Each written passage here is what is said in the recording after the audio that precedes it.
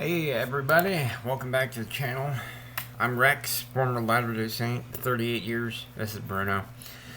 You know, right now in the mid-2026, we're halfway through the year, and one of the hottest underground topics in Mormon circles is the recent updates to the temple ceremonies and the garment wearing.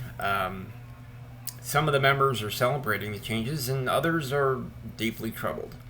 And today I'm going to kind of walk through what's happening, why it matters, and what the Bible says about it. If you're active, questioning, or fully out, stick with me because, this is important.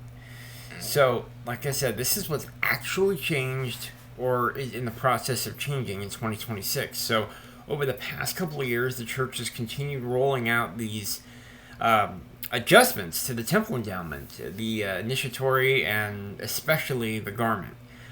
We've seen more flexibility in the garment styles when they must be worn, further simplifications to the ceremony language and the gestures, increased emphasis on personal comfort and not just turning them into a checklist. And on the surface, these look like compassionate modern updates, okay? But for many longtime members, they raise a deeper question. If previous prophets taught that these symbols and these covenants were sacred, eternal, and unchangeable, then how is it that later prophets can quietly revise them? Speaking of prophets, John Taylor, the third prophet, when he went into hiding, eventually died rather than to compromise what he believed were the eternal commandments. And now you fast forward to today, and the church is doing the exact opposite of those things. It's adapting to cultural pressure, and that contrast is exactly what's causing a quiet divide in some of the church, and I'm seeing in the circles. And let's be honest, this isn't really about fabric or wording. It's about authority and consistency. Early prophets like Brigham Young, John Taylor taught that plural marriage was the everlasting covenant tied to exaltation.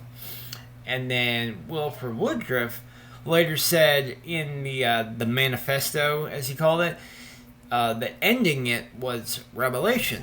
So Joseph F. Smith reinforced the ban in 1904. The pattern is the same with the temple practices today. What was once presented as unchangeable eternal truth is being adjusted now for modern life. So, from a biblical scholar's point of view, this highlights a core difference between Mormonism and Christianity. Yes. So the Bible teaches that God does not change at all. That's out of Malachi 3:6, Hebrews 13:8, James 1:17. Jesus' sacrifice was once for all. That's out of Hebrews 10 through 14, basically. So there is no ongoing need for special clothing or secret ceremonies or additional covenants to be acceptable to God. When Jesus died, the temple veil was torn, okay? From top to the bottom. Matthew 27 covers that. Towards verse 51, I believe it is. So the New Testament presents direct access to God through Christ alone. So there's no earthly high priest or temple rituals required anymore. Okay, and that's discussed in Hebrews 10. The constant revisions in the LDS temple point to a system that must evolve with society. Biblical Christianity rests on a finished work that never needs updating. Christ did say, it is finished.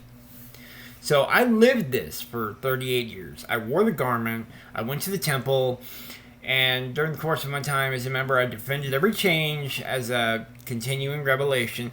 But when I started reading the Bible without LDS filters, I saw a completely different picture.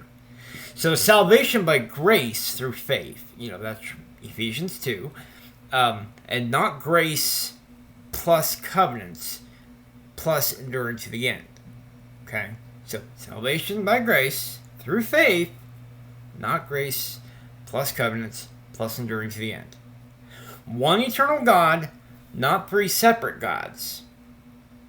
progressing to divinity, we might add, a finished atonement and not an ongoing process that requires temples, proxy work, those type of things. These garments and temple changes are, well, we can call it symptoms of a larger issue, because when a church claims living prophets can override previous revelation, members are left in a constant state of like spiritual whiplash, in a sense.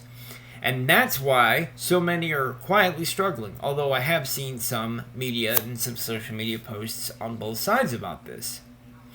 So here's my challenge to you.